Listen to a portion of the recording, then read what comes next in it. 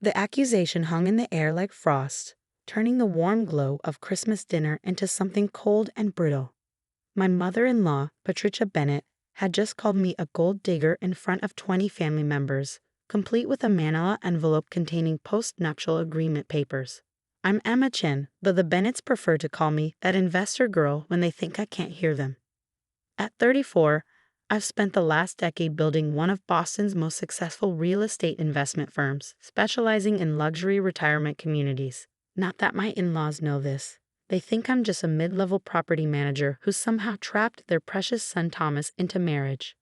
The irony of being called a gold digger while secretly owning the very building we were sitting in was almost enough to make me laugh. Almost.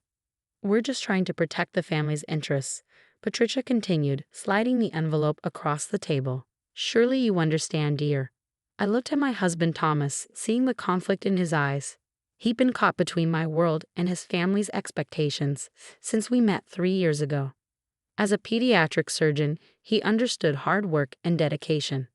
But he'd also been raised in the suffocating embrace of old Boston money, where appearance meant everything and family loyalty was a gilded cage.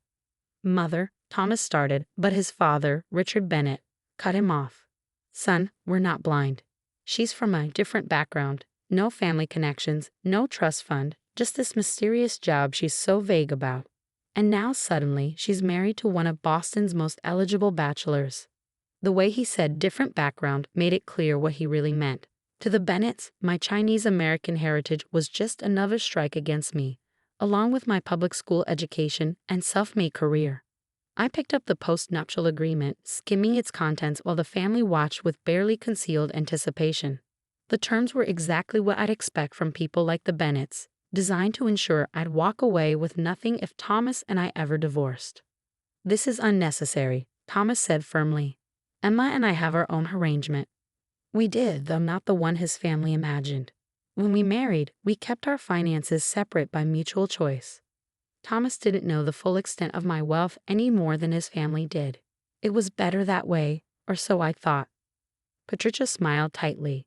Darling, you're too trusting. We've seen her type before. Remember Cousin William's wife? She nearly ruined him in a divorce. Ah yes, Cousin William. Currently living in one of my company's developments, though he didn't know I was his landlord. The Bennetts had a talent for rewriting history. William's wife hadn't ruined him, his gambling addiction had. I'd given him a discounted rate on the condo out of respect for Thomas. Not that anyone at this table knew that. I think, I said carefully, there are some misconceptions here that need to be addressed. The only misconception, Richard interrupted, was thinking you fit into this family. Do you have any idea who the Bennetts are in Boston society? I did actually. I also knew exactly how much of their supposed wealth was smoke and mirrors. My firm had analyzed their family holdings during a potential acquisition last year. The Bennetts were land-rich but cash-poor, living on old money that was rapidly running out. The Christmas tree lights twinkled mockingly as I considered my options. I could sign their post-nup, maintaining the peace and my cover. Or I could finally show them exactly who they were dealing with. A message lit up my phone, an alert from my company's automated system. Someone had just made an offer on Sunset Grove, the luxury retirement community where we were having Christmas dinner. The same property the Bennetts had been trying to buy for the past year, not knowing it was already owned by my holding company. The universe, it seemed, had a sense of timing. Before I sign anything, I said, standing up slowly, I'd like to show you something. I pulled out my laptop, ignoring Patricia's disapproving look.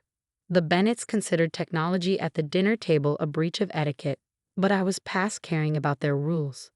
What could possibly be so important? Patricia started, but her words died as I turned the screen toward them. On display was my company's portfolio dashboard, showing ownership details of Sunset Grove along with 30 other luxury properties across New England. At the top of the screen, in clear corporate letterhead, Golden Crown Investments, CEO, Emma Chen. The silence was deafening. This is some kind of joke, Richard finally managed. You're a property manager. Actually, I replied, pulling up another document.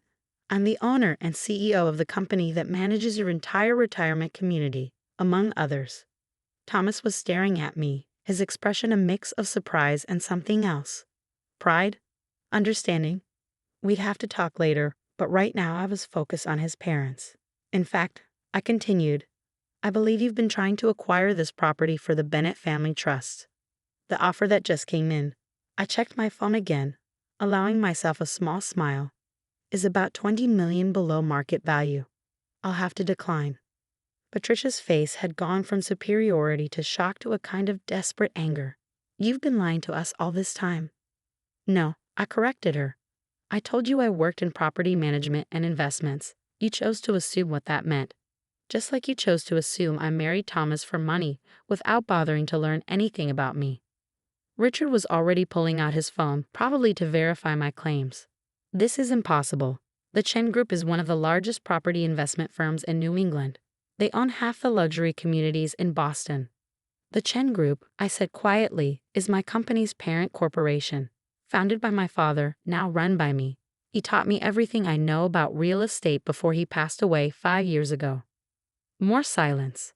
Thomas reached for my hand under the table, squeezing it gently. We talked about my career, of course, but I'd never told him the full scope of my business. Now he was learning it along with his family. Why didn't you tell us? He asked softly. Because I wanted to be accepted for who I am, not what I own. I met Patricia's eyes across the table. Some people think that's important. The irony of the situation was clearly dawning on the family. They'd spent 3 years looking down on me, assuming I was after their money, when in reality, the Bennett Trust portfolio, Richard said suddenly, his face pale. Our properties are mostly managed by subsidiary companies of my corporation, yes. I closed my laptop gently, including this building. I've kept the rates well below market value out of respect for Thomas. You're welcome, by the way. Patricia's hands were shaking as she reached for the post-nuptial agreement. I stopped her. Keep it, I said. Consider it a Christmas present, a reminder that appearances can be deceiving. The rest of dinner was a study in uncomfortable silence, broken only by the occasional clinking of silverware and muttered requests to pass the salt. The Bennetts were processing not only the revelation of my true position, but also the realization that they'd spent years condescending to someone who essentially controlled their financial future. As we prepared to leave, Thomas pulled me aside in the hallway. Why didn't you tell me the full extent of your business? I looked up at him, seeing not judgment but genuine curiosity. Would it have changed anything? He thought for a moment, then smiled. Only that I would have started bragging about my brilliant wife a lot sooner. But our moment was interrupted by Richard, who had followed us into the hallway. His face was a mask of carefully controlled emotion. We should talk, he said, about the Bennett properties. I checked my watch, noting it was nearly midnight. Yes, we should. But not tonight. My office next week. We can discuss everything then. As we drove home through the snowy Boston streets, Thomas was unusually quiet. Finally, he spoke. You know they're going to be impossible to deal with now. They'll swing from hostility to trying to use your position to their advantage. I smiled, thinking about the documents waiting in my office safe. Actually, I think it's time for some changes in how the Bennett properties are managed, starting with a complete audit. Sometimes the best revenge isn't just proving people wrong. It's showing them exactly how wrong they've been all along.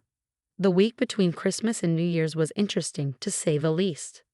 The Bennett's reaction to my revelation cycled through predictable stages: denial, anger, bargaining, and finally, a desperate attempt to turn the situation to their advantage. First came the calls from family members who hadn't been at Christmas dinner. Cousin William was particularly anxious, probably worried about his discounted condo arrangement. Aunt Margaret wanted to discuss investment opportunities.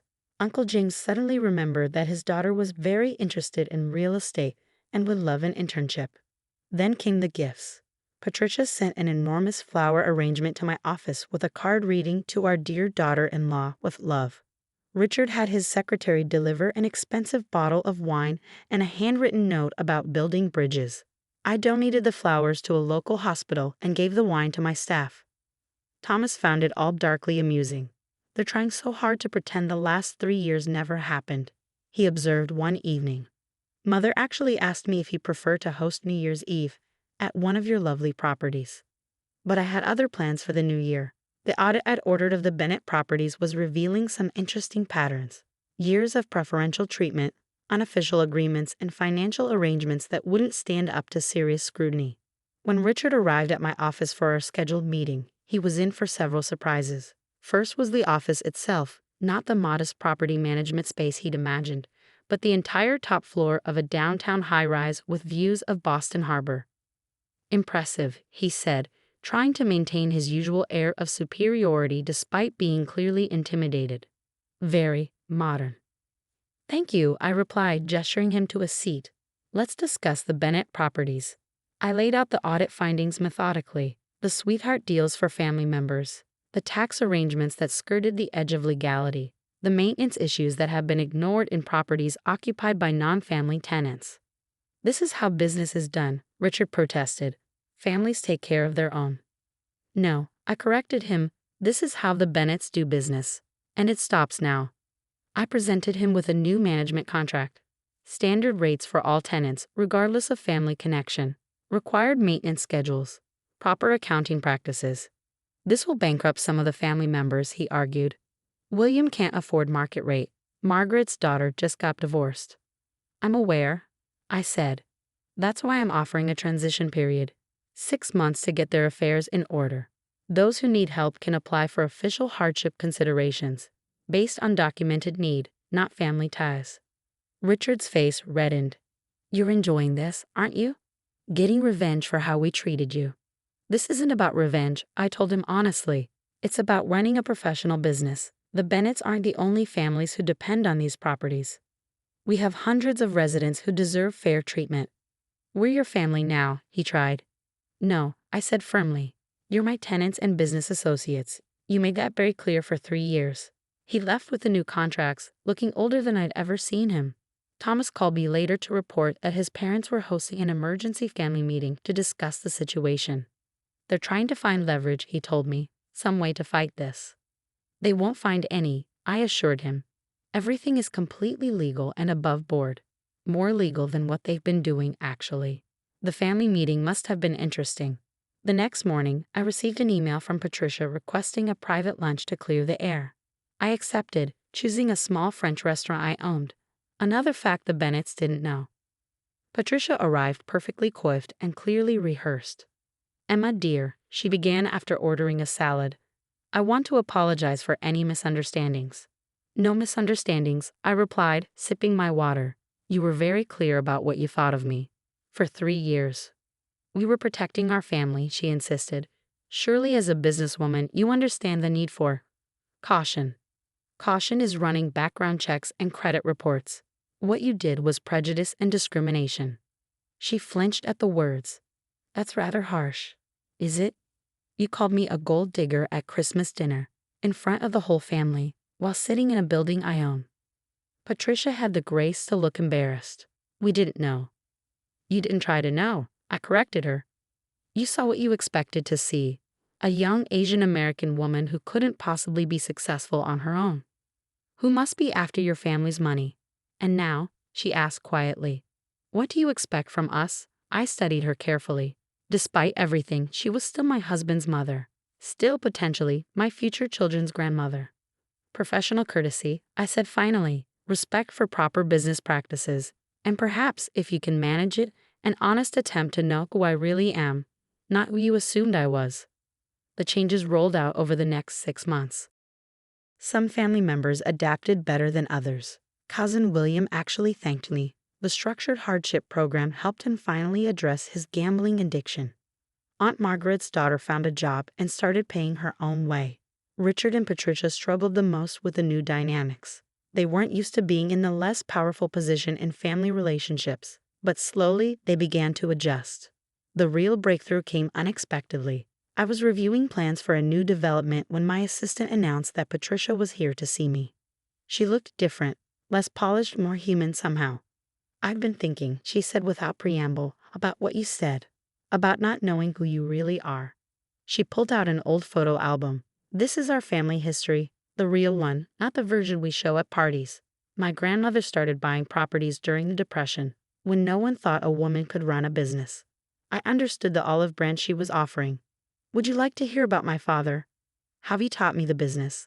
For the next 2 hours, we talked, really talked, about family, ambition, and the weight of expectations. She showed me pictures of Thomas as a child, told me stories about his dream of becoming a doctor despite the family's push toward law or finance. You know, she said as she was leaving, you remind me a bit of my grandmother. She didn't let anyone tell her what she could or couldn't do either. Coming from Patricia Bennett, it was high praise indeed. Last week, we hosted a family dinner, not at Sunset Grove, but at our home. I cooked, using recipes my father had taught me. The Bennetts seemed surprised that a CEO knew her way around a kitchen. There's a lot you don't know about me, I told them, but I'm willing to teach you, if you're willing to learn. Thomas squeezed my hand under the table. We'd recently learned I was pregnant, news we were waiting to share until we were sure the family could handle it gracefully. As I watched the Bennetts actually trying to understand my culture through the food I prepared, I realized that sometimes the best revenge isn't revenge at all. Sometimes it's giving people the chance to be better than they were, while never forgetting to value who you are. The post-nuptial agreement still sits in my office drawer, unsigned. I keep it as a reminder that true worth isn't about what you own or who you marry. It's about staying true to yourself, even when others doubt you. And sometimes, just sometimes, it's about letting people surprise you with their capacity to change.